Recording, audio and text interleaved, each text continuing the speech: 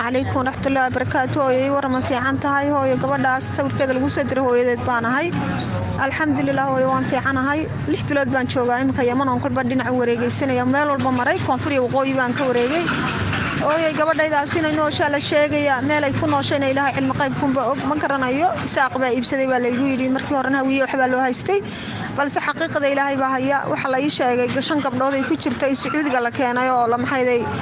carabaha laga iibiyay isaaqna iibiyay abaryare waxa igu caawisaan ilaahay dartii igu caawiyo ilaahay dartii xoolo idinkama rabo waxaan ka rabaa inaan maxayday gabadhaydaas ii raadisaan oo gabadh kasto Soomaaliyeed oo gabdhaha dajisa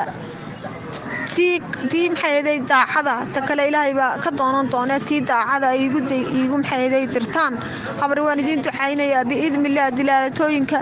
biidmillah qof kastaba wuxuu doonay madnuun baan ahay 6 bilood baan mareysanay 4 sanaan ooyay abaryare gabadha yar ardaydo jaamacadda meynayso 6 bilood ugu dambeysay ku jirtay hayd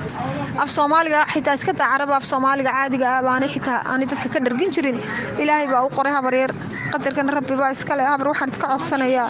gabadhaas waa cida gale reer kuul weeyaan waxa la yiraahdaa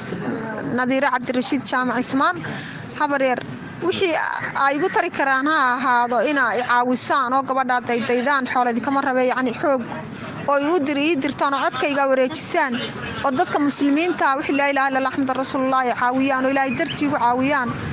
meel ay ku miintay Nadiira ma garanayo in noosho waa la sheegay inuu isa qiibsaday waa la sheegay laakiin aqalkay ku xidhantay marka igu xigaa marka adiga kugu xigaa marka Liibiya ku yaala marka Sacuudiga ku yaala marka Yemen ku yaala Allah cilmi qaybkunba og abaryare hooyo eedo ilaahay dartii ugu caawiya oo gabadha ila daydaya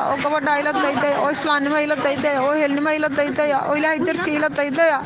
waan idin soo ducaynay madnuun baan ducadeedu way ka casaa qof kasta waxaan ugu duceeyay awlaadda kale in awlaadiisa ilaahay baar uga dhigo ilaahay u saqro ka waalidkii doonay ilaahay caafimaad u siiyo ka isaga naftiisa caafimaad ilaahay u siiyo ka doonay maxayda aakhiro janno firdawsi inuu geeyo iftiinkana wuxuu jecel yahay in ilaahay soo dedejiyo madnuun baan igdaar fadhida abartaasaan idinka maxayda codsanaya agoon bay u weynay 7 agoona inta kale cidlaan kaga yimid eedda macaanay ilaahay dartii